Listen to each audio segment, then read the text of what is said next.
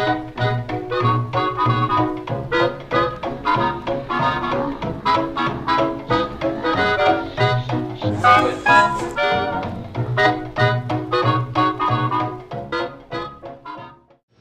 welcome in everybody to our Happy Hour Recap, Barry and Mark's Happy Hour Recap. I'm Mark. And I'm Barry from edwardscom.net. And we're coming at you from the 1899 Pub, a real cozy neighborhood place right here in downtown Willoughby, just right behind Ballantyne's, off of Euclid Avenue, down Glen Avenue. Easy to find, fantastic beer selection. Not only that, they won Best Neighborhood Bar, I believe it was in 2013. And I can see why. Nice little patio here. Very quaint. A lot of activities here. They even have a beer pong league here. So how can you not like a place that doesn't have a beer pong league? 1899pub.com.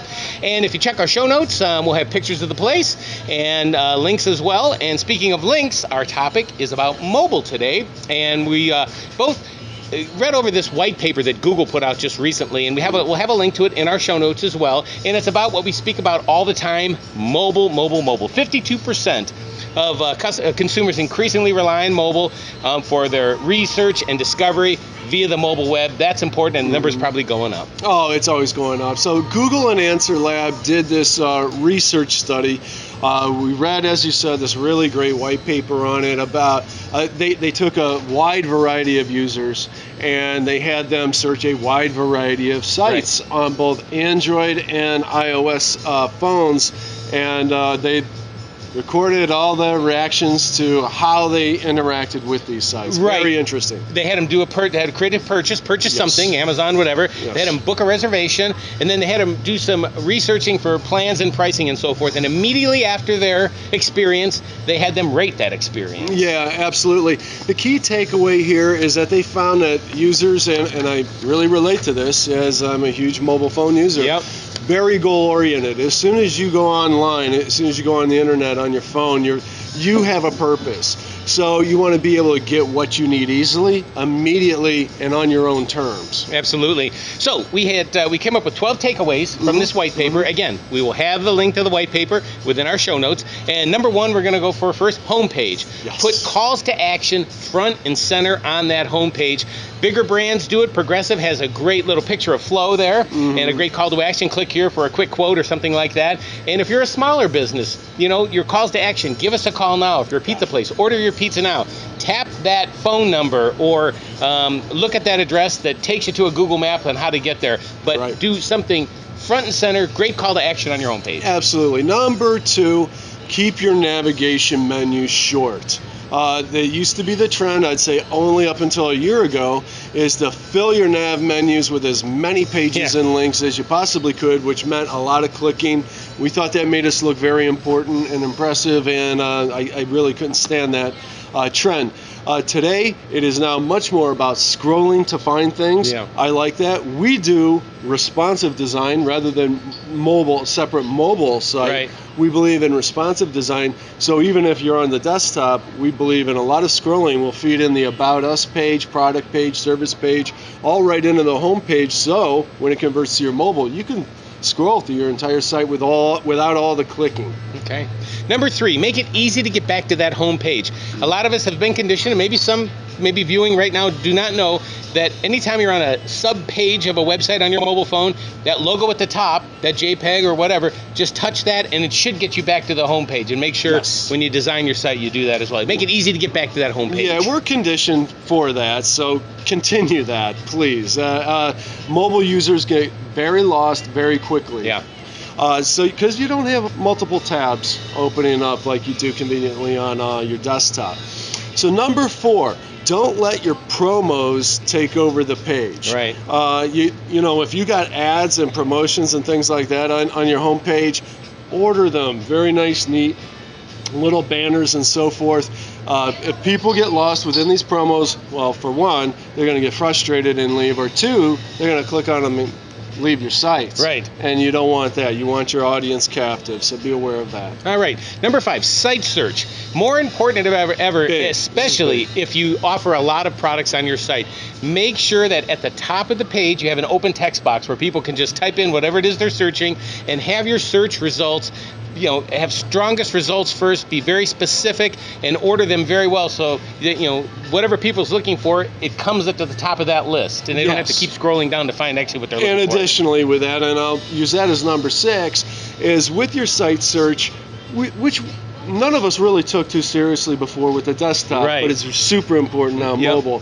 So use autocorrect features. Okay. These are smart search features, autocorrect, and the spelling corrections, because it's harder to type on a phone, and it's very easy to make errors when you're typing. Right. So use those smart search features.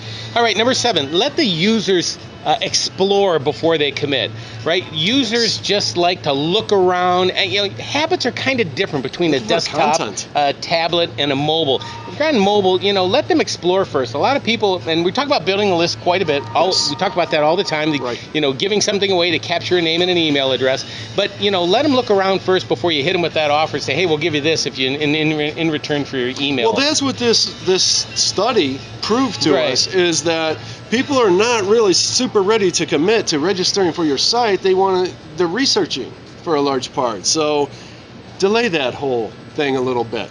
Okay. And number 8, as far as you were talking about this earlier, purchasing as a guest, right? It's directly tied together. So if you got an e-commerce site, for God's sakes, let them purchase as a guest. Don't make them register. It's the same thing. People are not overly ready to commit when they're on mobile. They just want to do their activity and get it over with. Right. All right, number 9, use Click Connect links for phone numbers and email addresses. And what that is, if you've been on a mobile page, if you've ever seen a phone number that's usually lit up or something, you can touch it and it'll go right to your phone and you can call that place. Or with email addresses, you see an email address, tap that email address and your email editor comes right up and you can send that, as opposed to having everybody, kind of memorize the phone number and then go to their mobile phone and try and do that. Absolutely. Prevents car accidents for sure. And these Click Connect links should be on your homepage. Without question. That's really one of my biggest pet peeves. That's one of the biggest things people do wrong right away. So I'm glad you brought that one up. And number 10 actually kind of dovetails with that, with the email Click Connect button, right? Yes. Oh, well, actually, yes. That is important to me because I do a lot of research on my phone, a lot. I walk my dog and I'm going through my phone all the time. But I am one of those people, like a lot of us. I'm wary of making a purchase on my phone. I don't do it. I do it from my desktop. So I want to see that Quick Connect email link where I can email that page to myself right away, quickly and easily, and then I go back home whenever that is on my desktop and make the purchase there. All right. Number 11, forms. Consider what's the easiest method to fill out your online forms. Have it to where it's easy to tap radio buttons, drop downs, and so forth. Make it easy for the person looking at your site so they don't have to type a lot of text and so forth. Back to that again. Yep, and autofill when possible. Yeah, without question. The autofill and the spell checking feature as well. Again, so that takes us to the last one, and we're just going to wrap it up with general usability. Okay. Don't make people pinch and so forth to enlarge those pictures. Oh, it is, and no e-commerce site really should do that. We have lots of JavaScripts and so forth so that you can do a tap and it enlarges the picture. You need to enlarge the picture. You need to show off your product. Yep. So just make it very user-friendly in that regard. One of the last things I want to say is don't make people go to links for your coupon codes and things like that. You're going to start losing them if they have to go searching around a whole bunch. And lastly, I just want to say a good hierarchy to your page. We kind of started the whole thing off with that. That is putting your most pertinent information towards the top and then work your way down. End it with page links at the bottom, just as you have in your nav menu at the top, and you're good to go. All right. And there you go, 12 takeaways we had from that Google white paper study. And again, if you'd like to get a hold of this white paper, we've got a link to it in our show notes. If you're watching this vlog on Facebook or YouTube, right in the description, there's a link to our show notes. Please follow it. And we also have pictures of where we're at as well. And we'd like to thank the staff here at 1899 Pub, right here in downtown Willoughby. Again, 1899pub.com. Great place. If you're ever here in downtown Willoughby, stop by, tell them we sent you. Yep. And as always, until next week, from some other great location here in Northeast Ohio. Happy Labor Day weekend. Happy Labor Day weekend. Have a good week.